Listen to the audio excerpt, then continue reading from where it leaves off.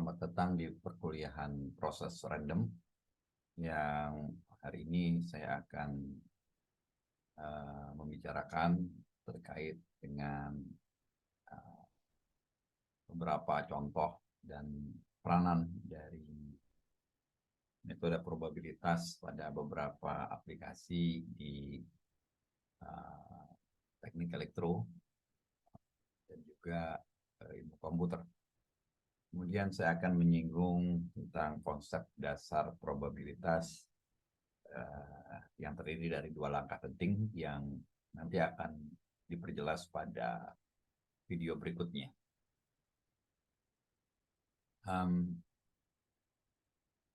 Slide ini menampilkan contoh klasik yang ada sejak beberapa puluh tahun yang lalu, yaitu dengan berkembangnya teknologi radar, yang mana seperti kita ketahui radar itu adalah sebuah alat yang memancarkan gelombang elektromagnetika.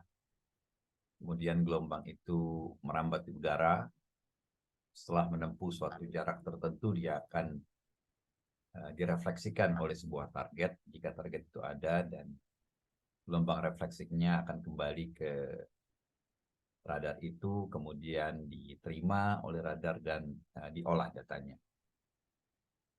Nah, masalahnya adalah bahwa gelombang yang kembali ke radar itu secara umum terkontaminasi oleh noise, sehingga data yang muncul di indikator itu menjadi suatu data yang tidak terlalu bisa kita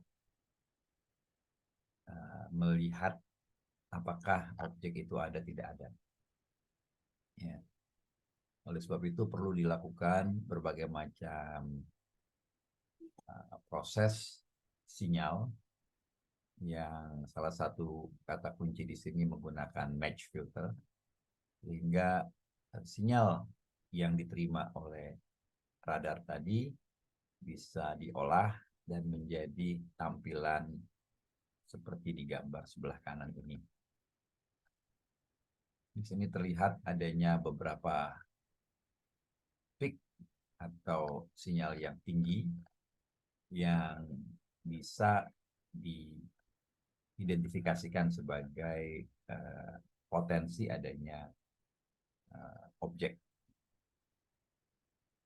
Contoh kedua seperti yang dilihat pada gambar ini adalah pada sistem jaringan komputer atau jaringan komunikasi yang mana berbasiskan pada packet switching. Ya, bisa kita andaikan ini adalah jaringan komputer dengan berbagai macam nodes. Di prinsipnya jika kita merequest data dari sebuah server, kita ada di sebelah kanan, maka data yang kita ingin download itu akan dikirimkan ke node yang ada di sekitar server tersebut yang terkoneksi langsung, kemudian akan di forward sampai dengan ke tempat kita. Nah, karena sifatnya ini packet switching, jadi setiap paket itu akan mencari jalur yang tersingkat atau termurah untuk di forward, misalnya dari titik ini ke titik berikutnya.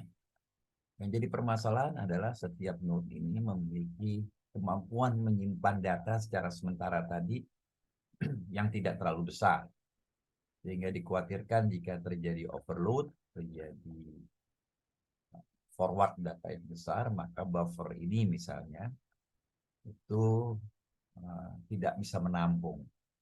Yang terjadi sudah pasti data yang dikirimkan akan dibuang, akan hilang. Sehingga penting di sini untuk diketahui behavior dari jaringan tersebut, sehingga yang memanage jaringan ini bisa merencanakan berapa besar ukuran masing-masing buffer yang harus dicadangkan di setiap node. Dan tentunya data ini harus selalu terus di-maintain Sehingga jika memang pada suatu saat ada kenaikan traffic, maka besar dari buffer itu perlu ditinggal. Baik, berikutnya adalah contoh yang sangat klasik ya, yang kita temui pada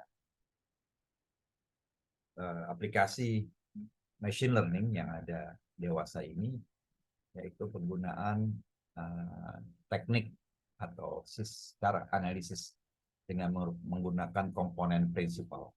Jadi dikenal dengan istilah prinsipal component analysis untuk pengenalan wajah. Kita mengambil database wajah dari suatu tempat di sini berupa wajah dari Japanese woman.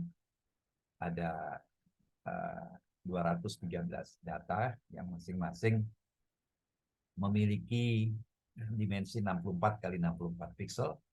Jadi setiap data itu menghasilkan vektor dengan dimensi 4096 elemen.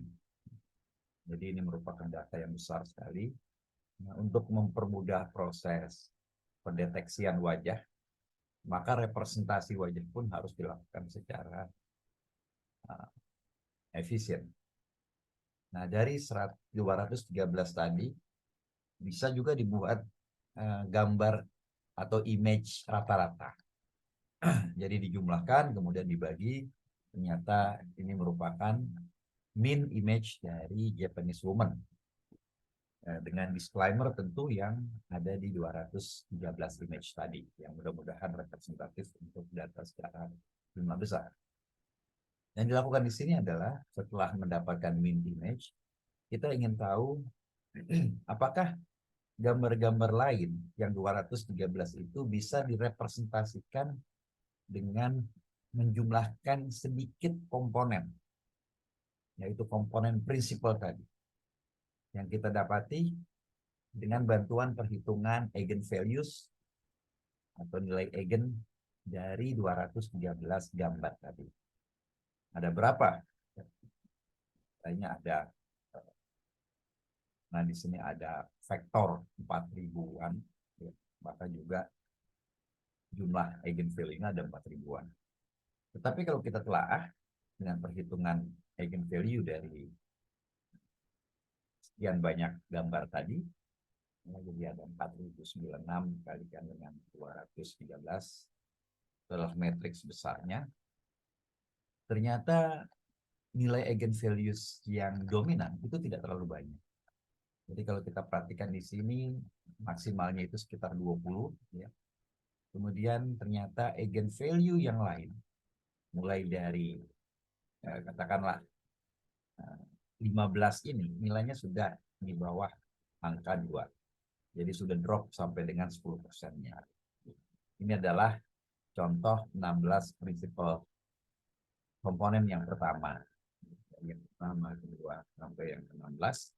Nah, jadi setiap wajah yang ada di 213 image ini bisa direpresentasikan menjumlahkan mean image ini dengan 16 yang pertama. Kita lihat ya, sebuah sampel wajah, entah wajah nomor sekian.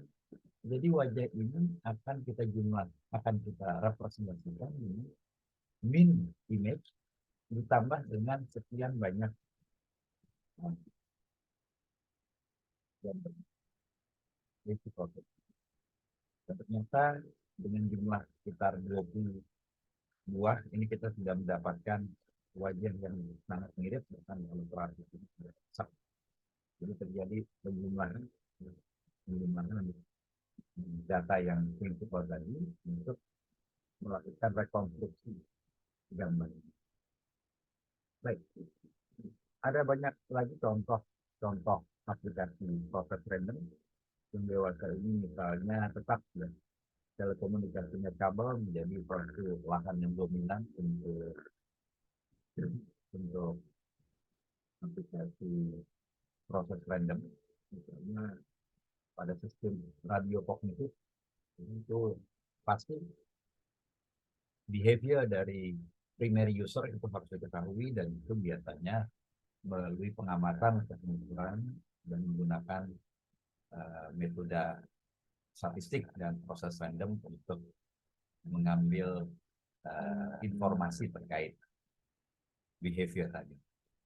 Dan ada lagi berbagai macam aplikasi lainnya seperti pada data analytics dan pada analisis side channel. Baik, kita akan berkenalan dengan berbagai macam konsep di perkuliahan ini. Yang pertama tentu konsep yang fundamental, yaitu konsep probabilitas. Bahwa kondisi random atau acak dan ketidakpastian itu ditemukan di banyak kejadian ilmiah maupun yang kita alami setiap harinya. Kondisi acak ini didapatkan dari pengamatan suatu kejadian yang sering kita namakan sebagai eksperimen. Eksperimen acak ini adalah pengamatan yang memiliki hasil atau outcome yang acak. Contoh sederhananya melempar dadu. Tidak bisa dipastikan apakah yang keluar angka 1 atau 0. Atau misalnya pengamatan keseharian, ya, kita lihat keluar ke depan rumah kita ingin menghitung ada berapa banyak orang yang lewat dalam 10 menit di depan rumah kita bisa melihat atau mendata keteraturannya. Ya, misalnya ketika pagi mungkin belum terlalu banyak, dan ketika jam 7, jam 8 mulai banyak, dan barangkali nanti ketika tengah siang tidak terlalu banyak karena kondisi panas, agak sore mungkin banyak lagi. Jadi itu suatu kejadian-kejadian random. Nah, yang menariknya adalah nanti ketika kita akan mengkuantifikasi atau menilai kejadian random ini secara angka, secara kuantitatif, kita harus membuat model probabilitas. Nah, model probabilitas ini berbasiskan pada keteraturan yang kita sebut dengan istilah keteraturan statistik atau statistical regularity. Ya, misalnya pada melempar koin, ya, tentu akan keluar angka dan simbol. Jika kita melempar 5 kali, mungkin keluar angka 4 kali, simbol 1 kali. Tapi jika kita melempar sangat sering, maka akan terjadi keteraturan statistik, yaitu tentunya koin yang fair, ya, dia akan mengeluarkan hasil lemparan angka yang sama besar dengan keluaran simbol. Nah, itu yang disebut dengan peraturan statistik, dan berbasiskan pada itu kita akan mendirikan fundament besar dari proses random. Sebelum saya akhiri, saya akan membahas singkat terkait dengan model probabilitas yang akan kita bahas secara detail pada video yang berikutnya, yaitu teori probabilitas itu bertugas untuk menyediakan tools atau alat bantu secara matematik supaya kita bisa menganalisa suatu problem yang kompleks yang jawabannya tidak tegas. Kita berusaha memberikan gambaran, memberikan angka terkait kemungkinan-kemungkinannya. Yang mana dengan suatu batasan tertentu kita akan memberikan kepastian bahwa kondisinya berada pada suatu interval tertentu. Langkah-langkah dalam pembentukan model probabilitas itu langkah pertama kita akan memberikan definisi tentang ruang sampel yang berisi keluaran-keluaran yang mungkin terjadi. Misalnya tadi melempar dadu, maka ruang sampelnya adalah mata dadu 1, 2, 3, 4, 5. Jadi seluruh kemungkinan-kemungkinan yang keluaran-keluaran yang mungkin terjadi itu harus kita masukkan ke dalam ruang sampel. Walaupun kemungkinannya kecil. Misalnya jika kita ingin mengukur temperatur di Jakarta, sangat mungkin kita akan bilang sampai dengan barangkali 10 derajat, 15 derajat. Dan maksimum barangkali bisa sampai 50 derajat, walaupun kemungkinannya sama. Dan langkah kedua terkait dengan kemungkinan tersebut. Jadi setelah kita memberikan ruang sampel, kita juga harus memberikan suatu level keyakinan berapa besar kemungkinan itu terjadi. Itu disebut dengan nilai probabilitas. Jadi sketsa di bawah ini memberikan kita bagaimana kejadian di lapangan itu bisa kita modelkan. Ya, pertama kita definisikan ruang sampel, ada satu dua kejadian yang mungkin bisa kita kelompokkan, ya, ataupun berbeda kelompok, ataupun ya unik ya, sendiri. Dan setelah pendefinisian ruang sampel ini, kita akan melengkapi dengan nilai probabilitas. Dan probabilitas tinggi, tidak lebih terjadi rendah kemungkinan terjadinya. Terima kasih perhatiannya. Video ini sampai jumpa dan video